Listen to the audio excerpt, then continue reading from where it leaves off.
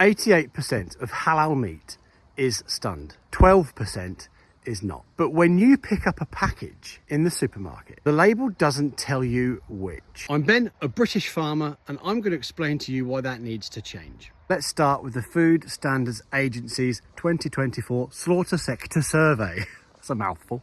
And this stated that approximately 88% of halal meat in this country is stunned and 12% isn't. Now let's explain what stunned means and what the difference is, because this is where most of the confusion lies. So the method of stunning is reversible. Water stunning for poultry, head stunning for larger animals. These render the animals stunned but alive and conscious, temporarily stunned but not causing death. Islamic law requires that the animal must still technically be alive when slaughtered. The stunning during slaughter means the animal doesn't feel any pain. And this is precisely done to meet both legal legislation in the UK and to cater for the Muslim communities. They're not less effective stuns, and that's why the Halal Food Authority have approved these methods.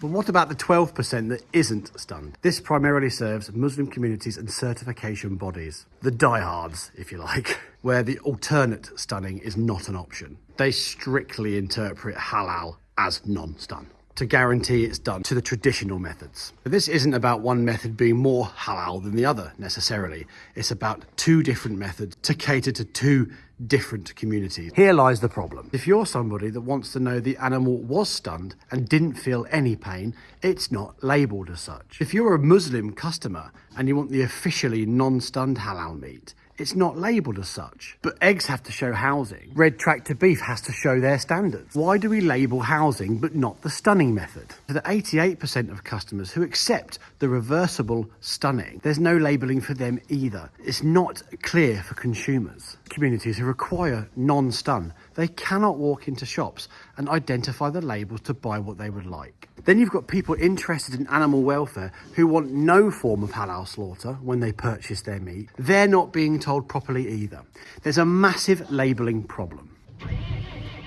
Many Muslims are comfortable with the HFA standards. This is mainly because it meets both their religious requirements and their animal welfare requirements. So they're practicing their faith, purchasing what they want within the UK law. As a British sheep farmer, here's something that isn't that well known. The halal market's actually been good for British lamb.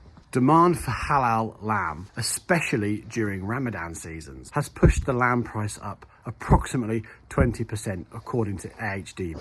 The halal lamb trade in this country, as well as exports, have actually helped prop up the sheep trade in the UK. It's actually helped stabilise some of the farmers' incomes. In farming, you used to get peaks and troughs, and those troughs used to finish family farms. Hey Bonzo!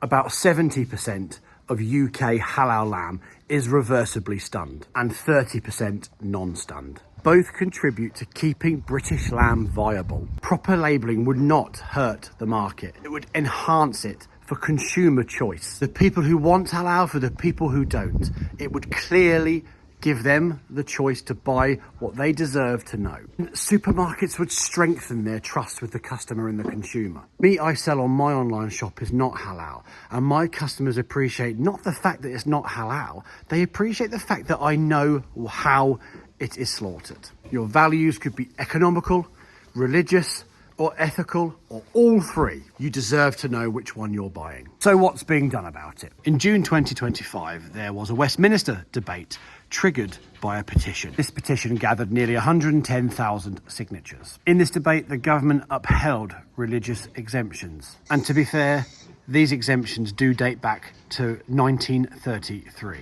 So they're not really changing anything that hasn't been in place for a long time. They deemed it religious protection and freedom, and that's fair.